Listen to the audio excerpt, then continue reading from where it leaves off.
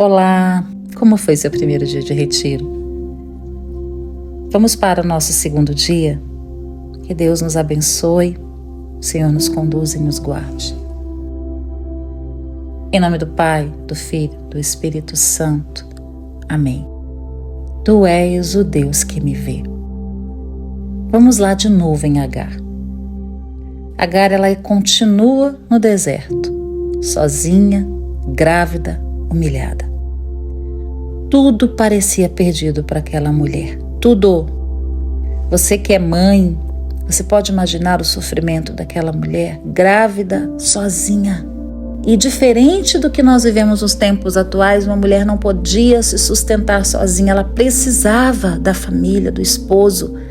Era ali que estava a provisão, a providência.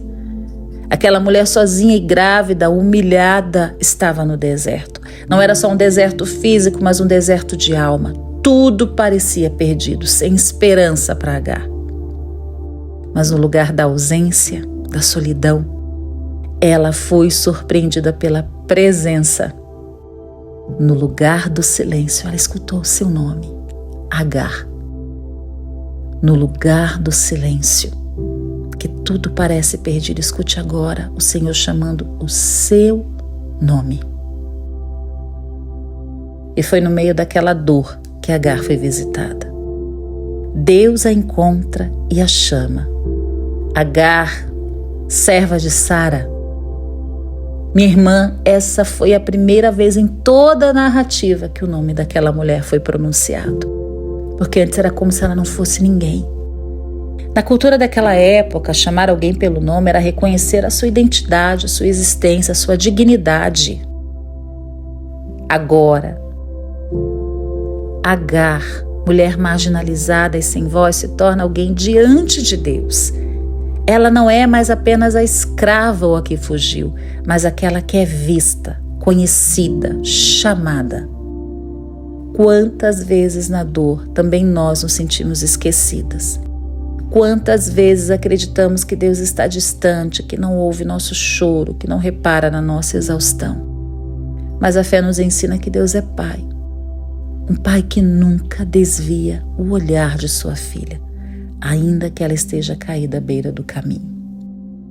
Jesus, que é o rosto visível do Pai invisível, também olhou para tantas mulheres com esse mesmo olhar de compaixão. Foi assim com a hemorroíça, com a mulher adúltera, com a viúva que chorava o seu filho, aquela mulher sozinha, sem ninguém. E é esse mesmo olhar que repousa agora sobre você. Um olhar que não condena, mas que levanta, tira do chão. Um olhar que não ignora, mas que acolhe, que abraça você. E que também não te exige perfeição, mas que responde neste momento ao clamor sincero do seu coração. Então se deixe abraçar pelo Senhor. Se deixe abraçar pelo Senhor. Se deixe tocar pelo Senhor. Querianda labanda labanda rieri. Querianda labanda labanda labanda labanda rieri. Espírito Santo de Deus. Quantas mulheres aqui se sentem invisíveis, esquecidas, abandonadas, sem esperança. Quantas mulheres como a hemorroíça precisam tocar no teu manto para serem curadas de um sangramento de tanto tempo, sangramento de alma, de coração. Quantas mulheres, Senhor, também se perderam, se desviaram como aquela mulher adúltera, mas que hoje desejam voltar. Aquela viúva que chorava o seu filho. Quantas perdas, Senhor, quantos lutos. Às vezes lutos de pessoas vivas. É nesse lugar que nós estamos, que nós clamamos sinceramente. Vem sobre nós, olha para mim, Senhor, me chama pelo nome.